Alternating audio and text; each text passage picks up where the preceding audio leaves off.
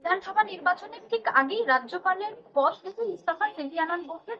তার জায়গায় নতুন রাজ্যপাল পদে বসতে চলেছেন প্রাক্তন আইপিএস আর.এন. রবি।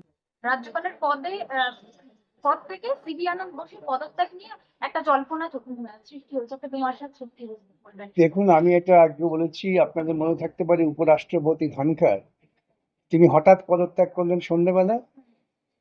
বিজেপি আরএসএস তারা রটিয়ে দিল যে তিনি অসুস্থ। আমরা তখনই বলেছিলাম যে এটা অসুস্থতা নয়, এর পেছনে কোনো রাজনৈতিক কারণ আছে। এবং দেখবেন ৩-৪ দিন আগে ধনখড় একটি সভায় রাজস্থানে বলেছেন যে আমি সুস্থ আছি, আমার একটা দাড়িওয়ালা লোক দেখলেই ভয় করে। ইঙ্গিতটা কি? দাড়িওয়ালা লোকটা কে? আজকে এই আনন্দ বোসকে সরানোর পেছনে একই খেলা আছে। এবং আমি খুব এটা খুব কাল্পনিক কথা বা বিস্মিত হওয়ার কথা নয়। এই সব মমতার সঙ্গে কথা বলেই হয়েছে, জেনে রাখুন আপনারা। তা না হলে যখন অমিত শাহ ফোন করলেন, এই মুখ্যমন্ত্রী ওই প্রতিক্রিয়া। অন্য সময় হলে তিনি তো ওইখান থেকে একেবারে নাচতে নাচতে রাস্তায় বসে পড়তেন। যেহেতু উনি জানতেন, বোঝাপড়া হয়েছিল, তাই দেখবেন ওনার টুইট হ্যান্ডেলে যে প্রতিক্রিয়া করেছে এটা কত নরম, কত ভদ্র প্রতিক্রিয়া।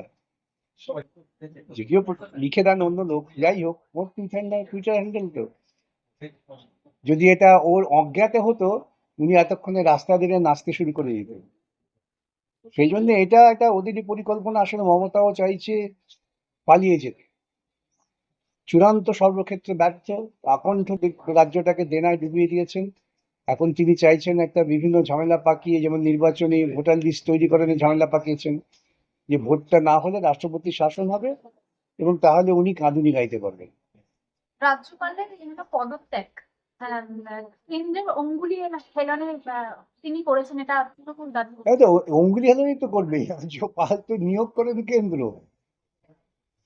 রাজ্যপাল নিয়োগ করেন কেন্দ্র, রাজ্যপাল সরিয়েছেন কেন্দ্র। এবং আমি বলছি এই সরানোটার সঙ্গেও ওরা একটু খোঁজ করে দেখবেন দিদিমণির সম্মতি আছে, প্রচ্ছন্ন সম্মতি।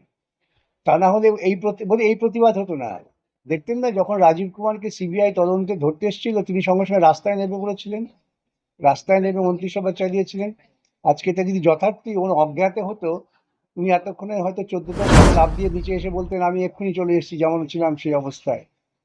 দেখেন, দিল্লিতে প্রতিবাদ করতে গিয়ে বলেছিলেন আমি এক কাপড়ে চলে এসেছি, নাকি ঘরের কাপড়ে চলে এসেছি।